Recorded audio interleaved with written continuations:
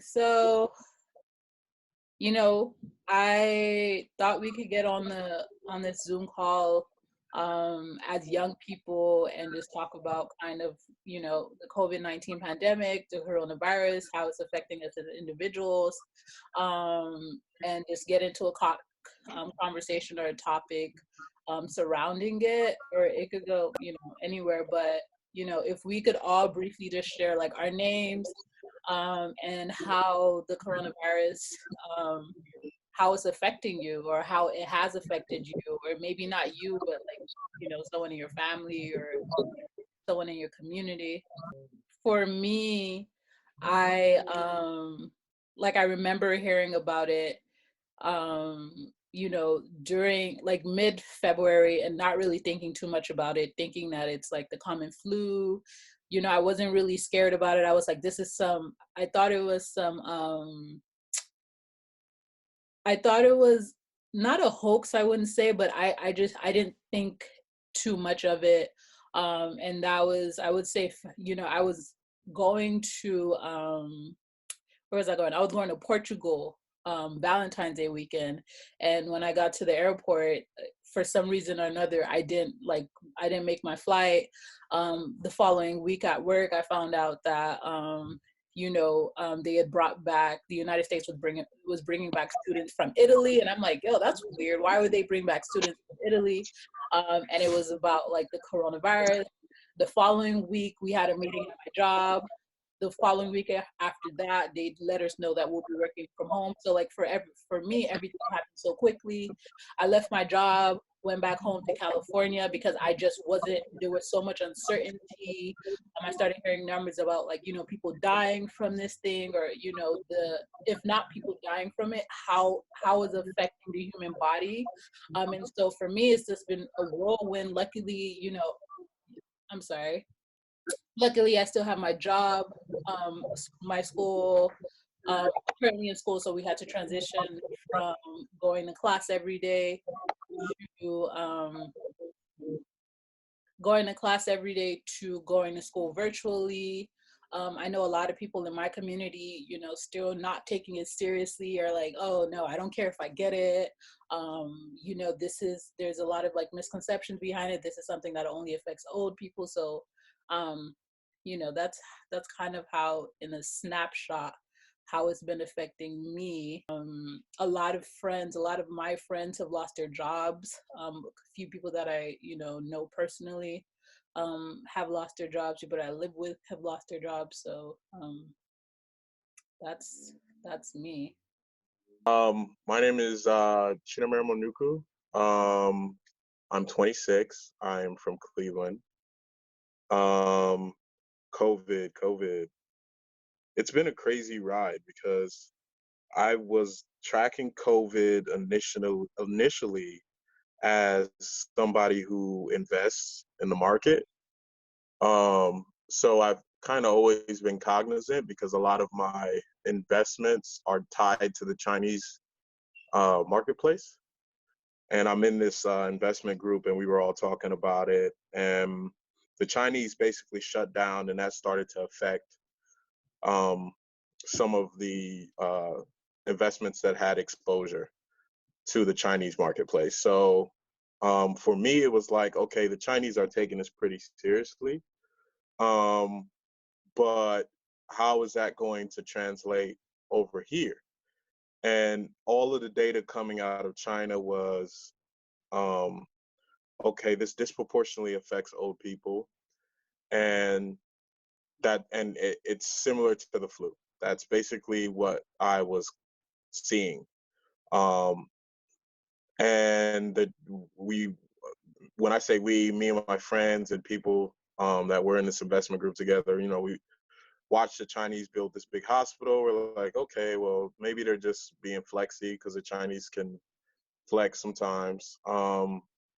And then I started to notice that in my workplace or former workplace, um, people were acting different. Um, I got calls from my former boss telling me to be more cautious with my spend. Our supply chain started to break down. So our salespeople couldn't get certain things because China was so affected. Um, this is probably around January. At the time, I had a trip planned to New York, a work trip. We purchased a company in New York and we're getting ready to flip the company, roll it into our company. So I'm preparing for that. And those trips are usually fun because, we work maybe 14 hours a day. And then after that, you're free to do whatever. They give you per diem. Um, and you get it's just a lot of perks to doing that. So I was looking forward to that. And kind of just lining up all my friends I was gonna visit, et cetera, et cetera. So including February, huh? I said including me because I live in New York. Yup, yup, yup. So so February is pretty quiet, but I'm hearing stuff. I'm hearing conflicting reports. Some people are saying this is bad. Some people are saying, oh, it's just the flu. Um, but it wasn't really something creeping was telling me, okay, this might be a little serious. So I personally started changing my spending habits. So I started holding more cash, both sort of in how I invest. I wasn't investing as aggressively, and just my personal life. If I got some extra cash, I put it up. And then March it started to become real because they canceled our trip. They canceled our trip last minute. Literally a week before I was supposed to take off, they emailed us and was like, "Hey, we're canceling this trip. We don't know when this is going to be rescheduled. We don't even know if we're going to reschedule this." And this was that company, they probably bought that company for $500 million. So for a company, a Fortune 500 company, to stop an acquisition integration in mid project was really weird because they already had people on the ground. I was just coming up under those people. So then they canceled the trip, and then locally they started making us work from home. So that happened. We're working from home, working from home. I'm like, okay, cool, whatever. Then we took a pay cut, took about a 10% pay cut. I'm like, all right, cool, I can adjust 10%. That's no problem. Um, and then last week I got laid off. Definitely want to start off by saying thank you for both y'all sharing, I think very authentically and vulnerably. Um, and I feel like sets me up to follow and do the same. So hi, I'm Rock. I am 24. I am originally from Houston, Texas, but currently Brooklyn based, and love living and working and being in all boroughs. Right now, I'm actually writing out this period of quarantine in Harlem, due to just issues with the housing that I was in beforehand, and kind of having to just adjust and make it work. So I think my track of experiencing and understanding what COVID was, and its impact, definitely kind of similar in the sense of like hearing about it being a really bad flu. And then all of a sudden it got more serious and more numbers started popping up in terms of contagion rate and death rate. And then all of a sudden I remember distinctly in February thinking back to the Lunar New Year festival was canceled in New York. And it was one of those things that kind of like you went back and you were triggered by thinking like, oh, that was a moment. Like I didn't realize it, but that was the moment where a community said, we're aware of what's really going on. And so this is the action we're going to take. And I thought that was interesting in terms of how, again, that wasn't government bodies doing anything to support dissemination of information. It was just communities, people who are connected to people living in different parts of the world who were able to share information in a way that had helped them take action better and quicker than having to wait for red tape or bureaucracy or anything like outside to, I think, acknowledge the severity of what was going on. And from there, I'm around March is when we got sent home to start working from home and doing online work and having to adjust with our students. So I work primarily with youth development, and that means that my work had to shift because it wasn't just how do I continue to like support and empower my students to be the leaders that they are, but how do I help them understand what leadership looks like now? Because now it looks different. It looks like being the one to reach out and contact and check in. And it looks like being the one to tell someone, hey, it's really okay to be honest about what's going on, how you're feeling, where's support that you need. And also, I think in a very serious way and in a collective way, having to acknowledge that we were all processing through this sensation of grief, but not really been given a chance to do so. And it's like that intricate way in which the systems we live in affect how our daily modes of existence are crafted. And so I think it's definitely interesting to see how the world keeps on trying to turn in a capitalist sense when our bodies, our environment, our communities, our cultures, our space is telling us everywhere to slow down and to just take a second and breathe. And so definitely trying to figure out how to incorporate, I think, that breathing, that presence, and that imagination into my work. I think that you brought up a lot of good points and a lot of things to consider as far as, you know, moving forward and transitioning from a world where we were able to go out and see one another and interact with one another, to having to transition virtually and do it virtually. And I think you also brought up something that's really is really important. You mentioned a lot of things, but I do want to like shed light that this or the coronavirus has only really hit the United States in a month. Like it hasn't been that long. What you're talking about are things that is something that you would feel happen over the course of 6 months, you know, a year, but it's literally only been like a month and some change, or you 2 months, and our entire worlds have like flipped upside down, especially in the way, you know, in response, or especially from the responses that we've heard from like our government, from our communities. Like a lot has happened, and there's so much that we know and there's so much that we don't know, right? And so I wanted us to kind of, I was in class yesterday, taking a social policy class at Fordham, and we were talking about, a colleague of mine, or a student of, not a student of mine, a peer of mine brought up this idea of like herd immunity, as something that countries in Europe were using to address the pandemic, more specifically Sweden, and how they feel, how they aren't really enacting like a shelter in place, but, you know, continuing life in a sense, by just going out and hoping that everyone catches it, and then just hoping that, you know, once everyone catches it, they you know, fight it and then become immune as a herd. And that's my, you know, that's how I understood it. I looked it up yesterday. I was like, oh, what is herd immunity, right?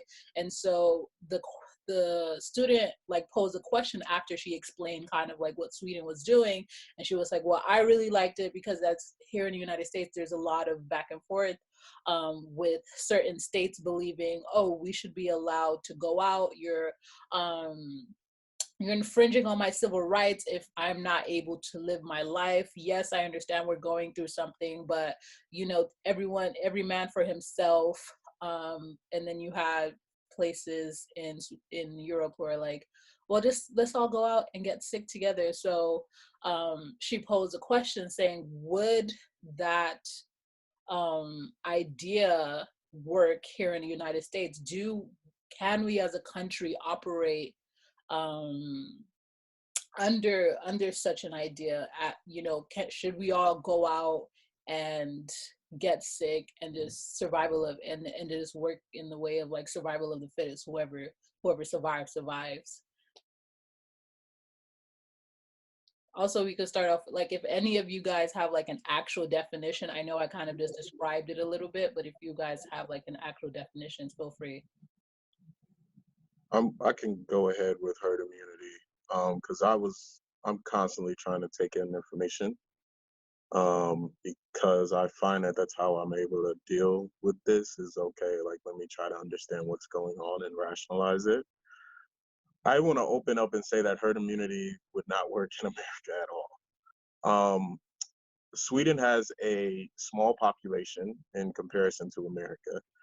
Not only that, the Swedish have a more robust public health system than that of America.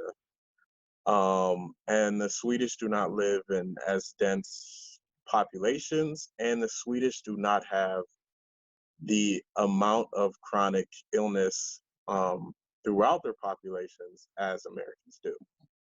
Um, Herd immunity, I was listening to this doctor talk about, is premised on around 60 to 70% of the population being exposed to coronavirus. Um, that would mean around 200 million people get exposed and infected. I think right now the World Health Organization has coronavirus as 5%, anywhere between 3 and 5% of people who contract the virus are killed by it. So if you had 200 million people contract coronavirus and 5% of them died, that would mean you see a death toll of around 10 Let me do the million. math. Let me do the math. 200 million. If 5% die of that 200, 10% of 200 is 20, correct? Let me see. 0.5. It would be 100,000. Are you sure? Was that 200 million or 2 million? I did 2 million. Two, 200. oh, 200 million. Okay. So you got to multiply that by 10. So 10 million. Is that 10 million? Yeah. Okay. So 10 million people die in 1 year in America. Mm. That's not sustainable. No government, no, we don't even have the infrastructure to bury 10 million people in one, like that, the scale in which that, like, it would mean economic Can't ruin even for, like you what was couldn't. that? No, I was gonna say you couldn't even. I'm in New York. You can't. There is no space. Where would you bury even? Yeah, you would have to start throwing people into the Atlantic. Like that's you. I don't mean to be crude about that. Like there's no way to process that much death, and not only that, you would have the collapse of our healthcare system Mm. at the same time, and this is what really kind of upsets me about people who are like, oh, let's open up, and I'm a staunch person. I'm against that because we only have so many trained healthcare professionals. Mm-hmm. So if these people die, if they are sick, or if they quit, because I know nurses and doctors that have quit their jobs because of this. If they quit, then that 10 million could turn into more, because really the only reason why people are surviving coronavirus is because we have the technological prowess to stabilize people and stabilize their symptoms through the process and allow their bodies to fight off this virus. Because no one dies from coronavirus. They die from like respiratory failure. They die because their lungs become so inefficient that they can't breathe. So so people, like, there's a lot of miseducation and just ignorance going around. Herd immunity wouldn't work here. The hope is that we can slowly get to herd immunity without all of those people dying at the same time. Mm-hmm. Or we can get a virus, and that would keep us, we'd be all inoculated and therefore have herd. The premise of herd immunity is you have enough people that do not have, herd immunity is like social distancing backwards.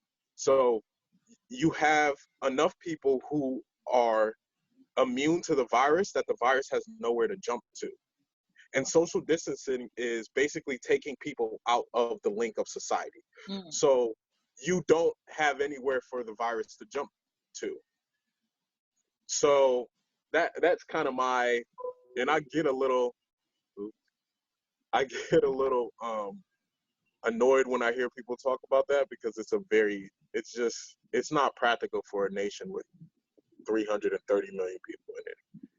No, like the numbers alone, like you're talking about, the skill sets alone, the like strain on resources that aren't even directly related. Because when we're talking about the health system and that immediate taking care of people with coronavirus, we're also thinking about, what about food banks and food systems? What about school and education? Like there's some schools talking about going back to virtual in the fall already, because they're already saying we don't have the systems to support people getting better and having the time to get better. We just need people to keep going. And so we're creating these systems that that allow us the ability to keep going, which make it a greater excuse for when you can't. Like I remember they're talking about in Georgia, some businesses saying that opening Georgia up leaves businesses liable for rent, because they have to be able to say that they technically can be open, but they're not getting the clientele they would be getting. Right. So that means that it's, again, you're creating scapegoats for capitalism to not be at fault, and the individual to be the one who allowed everything to fall apart, when in actuality it's that system that is bearing down on the individual. And to some extent, I personally would argue that the government is forcing us to practice herd immunity, because they're not really creating the systems necessary for people to social distance effectively. Yeah, I'd have to agree there, because people are, and I was having this argument on Twitter with somebody, and this is before I got laid off, and he was like, well, I don't think you would feel that way. I don't think you would be for, keeping things closed if you had lost your job. I have since lost my job, and I still hope that our governor is, keeping people in their places, because at the end of the day, I feel like we need to think past ourselves and our condition, and realize that government is there for this. This is what government is for. Like, even when conservatives talk about, okay, you have a small government that doesn't do a lot of things, they still include government as the protector of the general welfare of people in the case of national tragedy, of war, of some type of calamity. And investing, this is what we call like a black swan event. We don't know where this, even though people have been talking about this for a decade, we didn't expect this to happen. So this is when government is supposed to step in and say, okay, I need the collective to act in one way. I need everybody to stay at home, because we failed to prevent this from coming to our shores. So I need you all to stay at home. I do not want you all to make a decision between feeding yourself and staying at home and protecting your health. So therefore, we will guarantee the wages of everybody until we figure this out. But they don't want to do that because of how, right. What was that? No, I was saying, right. And why is it that we as a nation, it keeps coming back to this thing of like, oh, we can't do that. We can't do that. We can't do that. We can do that. But We can do that. I'm 100% sure that we as a nation can do that if we actually put it into effect, right? But I did want to, before we like move on to what we as a nation can and cannot do, I did want to bring it back to like this idea of herd immunity and drive it hard down why it won't work, right? Because you mentioned the details about Sweden, and their population is slow. It's not slow. Their population number is low. It's a country that is not as diverse. Their healthcare system, is more, I would say, more prepared to handle something of this scale. And we as the United States are not on a level playing field. And like I feel like everyone needs to know that. Like, just because someone says, oh, like, I'm not really, oh, when I got the coronavirus, it wasn't that tough for me. Like, it was like, oh, I was sick, or, some people just lose their sense of smell, or like, they can't taste. And then there are Yeah, other people who like are completely like like, their lungs affected incapacitated. right Yeah, away. Like, so it's not the same. You might have someone may not have asthma. You might have asthma. Someone may have, you know, are, someone might be anemic. You might not be anemic. You don't know these things. There's so much yeah. variation in like There's what, so many variables, and I yeah, think it's really the hubris of Americans. It's like I don't think Americans realize how unhealthy they are, right, right? right. Because this it's Facts. and Facts. my mom says this all of the time. Yeah. She's like, if it wasn't for uh, the 10 pills some of her patients take a day, they wouldn't be alive. Wow. And if you are taking, and literally there's some people who take 10 pills a day to Right. maintain their life. It's not the best quality of life, but they're alive. So if you cannot live unassisted, then you are not technically healthy. Mm. And then you compound a lot of these comorbidities a lot of people have and don't realize it because a lot of our issues have been normalized. Right. Like if you have high blood pressure and your lungs start to get attacked by COVID, it's gonna make it worse. Right. If you are overweight, it's probably gonna make it worse. Most Americans are Diabetes. overweight. Right. Diabetes. Our And diet. then you Yep. if and then our diets, and then some of the habits that we have that we think are okay, like if you're smoking weed, your lung capacity is not what it probably should be. And then if you start to look at these issues in different communities, then you really see the argument that we cannot do herd Mm. immunity because it would impact, and it is impacting certain communities more than others. Um, because there are certain communities that are facing not only personal health choices that may not be good, but institutional choices that impact their health. Mm. Um, You hit and now. huh? No, no, I was just gonna say, to add on to what you're saying. National Geographic came out with an article yesterday saying 80% of the people, everyone who's died in Georgia from the coronavirus, is Black. So let's not act like this is not a racial, like a disease or a virus that is not attacking certain racial groups over other ones, right? Well, And it's So not not even it, that it's attacking. It's almost it's because those communities are strategically put in like positioned to right, be more vulnerable. And right, right, so even again going back to that herd immunity, there like the America is practicing it, that white people can come out and protest in hordes and spread COVID between each other.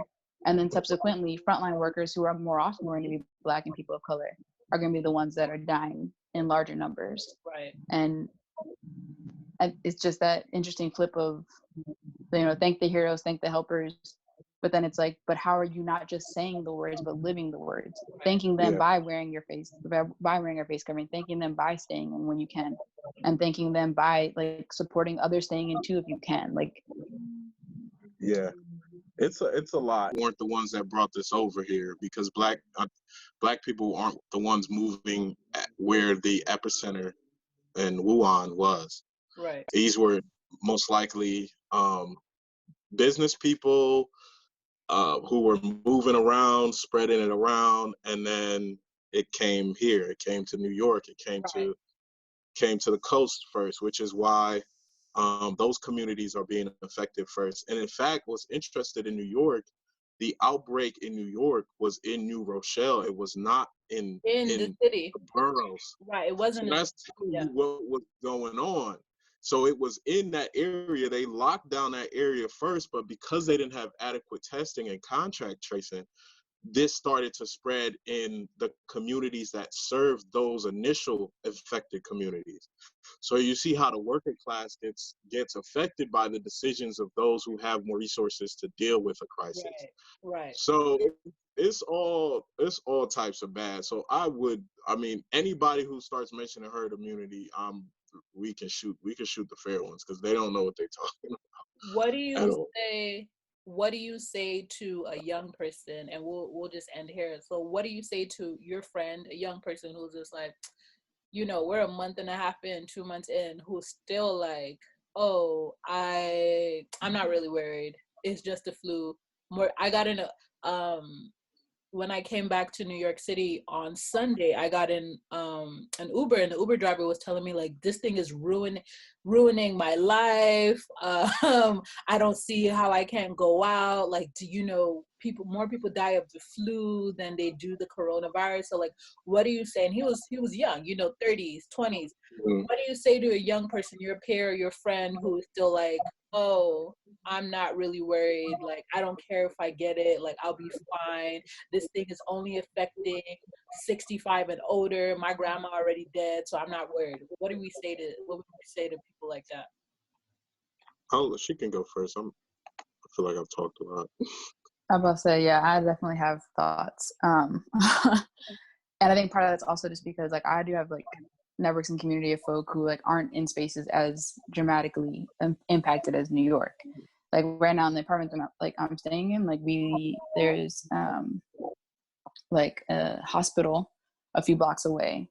There's like, and you see also people like standing out in lines for the food banks. You see people standing out in front of like the Salvation Army. So it's like you're seeing that it's not just the impact of someone being sick for 2 to 3 weeks, which doesn't even take into account the idea that 2 to 3 weeks means something different depending on where you like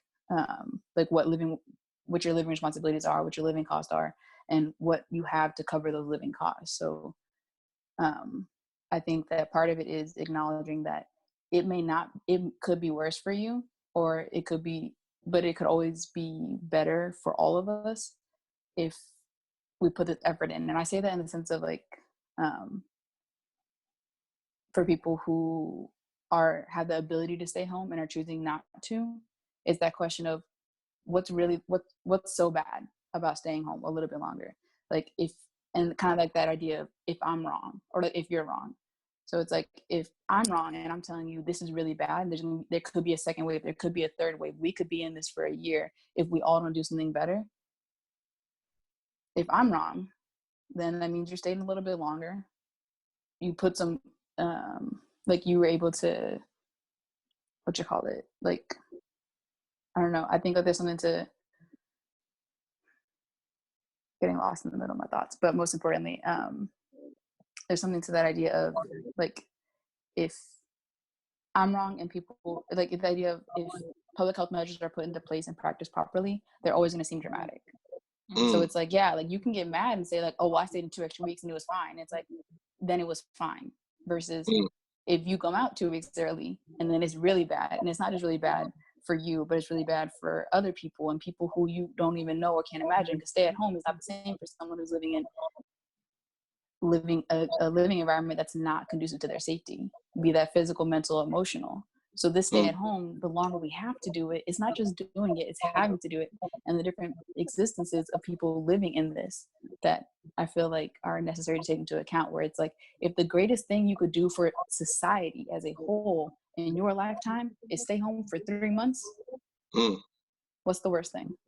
Yeah. I think that's a great point. I would say to that young person that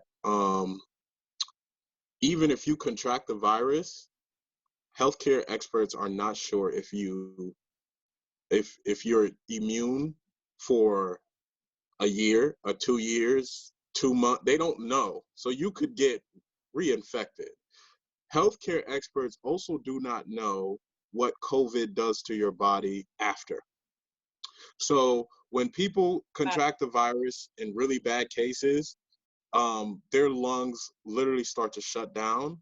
People do not know if that damage is long term, because what happens are these little sores essentially form on your lungs, and your lung becomes basically unable to open up and contract, and it starts to tear, essentially, from what I've read. And they don't know how that's going to affect your long-term health. So even if you're young and even if you'll probably survive this, you don't want to have to fight it. Like, I can, like, you don't ever want to take that risk with your health because you don't ever know what is going to happen. And then on top of that, if the longer we are in this situation, the longer that we have to see these cases rise, it's only going to prolong the economic damage. The reason why there is any economic damage is because there is a public health issue. And I need policymakers and I need people alike to understand that you are not going to solve this issue without addressing the health issue first. You cannot have a functioning society, a capitalist society, a socialist society, any form of society without healthy consumers. And America's economy is largely premised on the consumption of people. It's a service-based economy. So people getting haircuts, people getting their nails done, people buying cars, people buying things they honestly really don't need. That is our society because we're a developed society. So in order for that to happen, in order for commerce to happen, there needs to be healthy participants. And there needs to be a lot of healthy participants. This is why rich people can't hold up the economy because there's not enough of them and they don't spend money like poor people do. So I would tell people this, like, hey, one, you don't know if you're actually going to survive this. And even if you survive this, you don't know how it's going to affect you long term. If it may shorten your life. So pre-COVID, you might have lived to 78. Now you die at 65 because your lungs aren't as good as they were. So you don't know how this is going to affect you long term. And on top of that, it's in your best interest to just exercise some discipline one time in your life so everybody can go outside and play one day. Right. Like, that's what I would tell people. I think that both of you guys hit everything that I would have said on the head. Like, we do live in a global community, so I do want people to understand that the decision that one person makes, you may feel like this is only affecting me and where I live. No, what you do affects not only you, it affects the community you live in, it affects, the people that it affects every things that you can't even imagine. So let's continue to look at it that way. Like, don't just live for yourself, live for everyone else, and just don't move for yourself, move or do not move for everyone else. So, this has been the Rona Report.